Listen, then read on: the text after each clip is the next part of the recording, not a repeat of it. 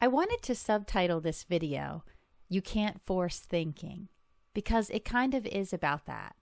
This video has to do with my mind and the way it works, thinking and forcing thought. Obviously, people are always thinking, but this video is about a specific kind of thinking, inspired thought, creative thought, the aha moments, whatever you want to call it, you know what I mean by it. I've discovered in my life that I can't force thinking. Not too long ago, I decided I wanted to make a video. I wanted to make it that day. I had lots of thoughts swirling around my head, but I couldn't seem to pull anything together. So I sat down at my computer and I opened up the folder where I keep all of my raw thoughts, semi-developed thoughts, developed thoughts. And to be honest, there are so many words in this folder, it's not even funny. I've written about so many things, just bits here and there with the intention that they would come in handy in the future. So I had it in my mind that I wanted to make a video that day. I sat there and I looked through all of my writings. I read almost everything I had written. Nothing was coming to me. Nothing was speaking to me. Nothing felt right to make into a video. It was a beautiful day, so I decided to take a walk. I went outside and I walked, and as I was walking, I was trying to think of what I could use. I was mulling over all the choices I had available to me, but I couldn't think of a single video idea. In other words, nothing felt finished to me. I couldn't seem to join up the loose ends to put it all together. Of all the writings I had, I couldn't use any of it. And even though I know better, I kept trying to think. I thought and I thought and I thought and I thought, and I wasn't getting anywhere. Finally, many hours later, and you want to talk about a colossal waste of time, I said, forget it. I'm not going to think about this anymore. This is obviously not the day to make a video. And so I moved on to something else, which did not require that kind of thinking, something more hands-on. It was 3 days later, while I was in the shower, that it all came together and I realized what I wanted to make a video about. And then, of course, as I was in the shower, the dominoes started to fall. Yep, here it is. This is it. I had a title. Everything was coming together in my mind. It was already there. That's it. It was done. And then all I had to do was get out of the shower, and when the time was right, sit down and devote some time to putting it out there. This never seems to happen at an opportune time. It's when I'm the most occupied that all the pieces come together, and it's rarely at a convenient time. And then the struggle is to find the time to sit down and make it happen. All this has made me think. Our minds are like a slow cooker. If you don't know what a slow cooker is, sometimes they go by the brand name Crock-Pot here in the United States. A slow cooker is a device you use to slowly cook food.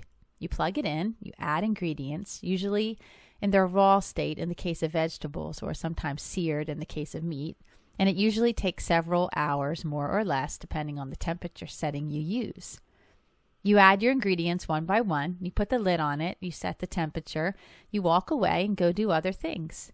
You don't have to babysit it or think about your dinner anymore. You know, several hours from now, dinner will be ready, it will be cooked, and you can sit down to a hot meal or soup. That's what my mind is like. My mind is like a slow cooker. I have all these raw ingredients that don't necessarily seem to be interconnected. The carrots, the celery, the onion, the roast, the water, the bay leaves, the salt, the pepper. And when I sit down and try to examine each one on their own, I can't get anything out of it. I can't see what I can make with it. But when I put all the ingredients in the slow cooker, which is in my head, something in me knows what to do with them. And I work on it in the background. I'm not really aware I'm doing it, but it's definitely happening. We put all these ingredients in the slow cooker, and over time they start to cook and combine together until several hours or days or months, even years later, ta-da, you have your meal. And that's what our minds are like. And that's why I say you can't force this creative type of thinking. If I sit down and try to force all those raw ingredients into a meal, it's not going to happen. It takes time. So for me to sit down and try to force making a video, it wasn't going to happen. This is why it's so important for us to gather up information, raw ingredients, if you will. Jot it down, write it down, document it somehow. It's important to pay attention to the raw ingredients, that you document them in some way, not to really think about them a whole lot, but to have them available to go into the slow cooker. The more ingredients you have to put in the slow cooker, the more variety of meals you can turn out. If you have many ingredients, you'll end up with many meals, not just the same thing over and over. And that's why you have to go out there and gather up as much ingredients or data as you can. It's something you have to be patient with and allow time to work on, just like the ingredients in the slow cooker. I was very annoyed at myself that day because I did waste a lot of time trying to do something I knew I wasn't ever successful at in the past, but for some reason I was being stubborn and was still trying to force it. But if you do want to work on something, the older you get, the more you learn that to make something of the raw ingredients, you almost have to plant the desire. I knew I wanted to make a video. I know I have things to put out there. As I've gotten older and developed myself more, becoming more balanced overall, I know what the goal is. So I put that in my head, whatever the goal is. It was good for me to revisit all the things I had written down, but it wasn't good for me to walk around and try to force things. So that's a good time to get other things done, other things in life you have to do. When you stop focusing on the goal, that's when it starts to work. Sometimes you'll do other things for a very long time while things are cooking. I know for me, I go through periods of intense thought productivity and then a cooling off period when another meal has to begin the process of cooking. I have to tell myself I want to cook a meal, walk away, and figurative hours later see what happens.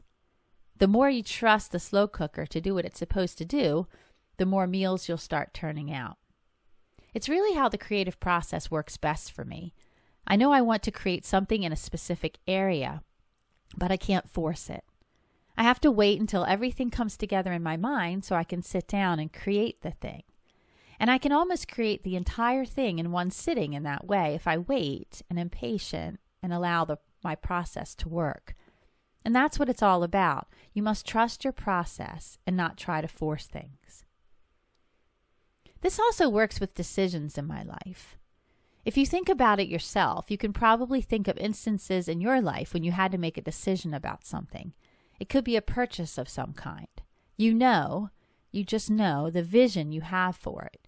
You might not be able to put it into words, what you want in a final product, but you know when you see it. I believe that's because you had implanted the desire in your mind before you consciously acknowledged it. I've had so many instances where I made such fast decisions on big things in life and surprised myself, wondering how in the world could I ever make such a huge decision so quickly when I struggle making small decisions like what task to tackle first on my to-do list. But it wasn't really a fast decision, even though it felt like one in the moment. In reality, I had been thinking about it for a long time. The desire had been planted, and it was already cooking in the slow cooker. So for a concrete example, I did this when buying a house. That's a big decision in life. But in some strange way of the way things work, I didn't even really look at many. Something led me to the one I wanted, and the minute I saw it, I knew it was the one I wanted. I think all the raw ingredients, if you will, had already been placed in the slow cooker. What I wanted in a property, a home, etc. And all I had to do was wait for the meal to be done, for the home to be presented to me. I don't think much about the quote-unquote small stuff in life. Small stuff is just the makings of a larger meal. But I do think about the big stuff, the meal, even though I'm largely unaware at times that I'm thinking of it. This slow cooker thing also works when choosing gifts for someone. When I really love someone and have studied them, gift giving comes easy, usually. I know what will fit them because I have a full knowledge of the person, i.e. all the small things about them, the parts which have combined to make the whole. All the ingredients, i.e. who the person is, has been put in my slow cooker, and when it comes time to buy a gift, it all comes together. This would be the perfect thing for that someone special. But again, it's not something that can be forced. The more I relax about my process, the more beautifully and reliably it works. The more I trust in it, the quicker I can turn out the meals. It works with writing as well. The past few years, I have just been sitting down to write with absolutely no intention in it whatsoever. I just put pen to paper and see what churns out. And now that I'm more confident in my process, I'm turning out some very interesting stuff with seemingly no effort. There is effort, it's just that the work is done in the background. I've reached a stage in my life where I understand how it works. I've studied myself enough to see that it does work, even though talking about how it works might be difficult. But I've learned it's more important to know that it works rather than understand how it works.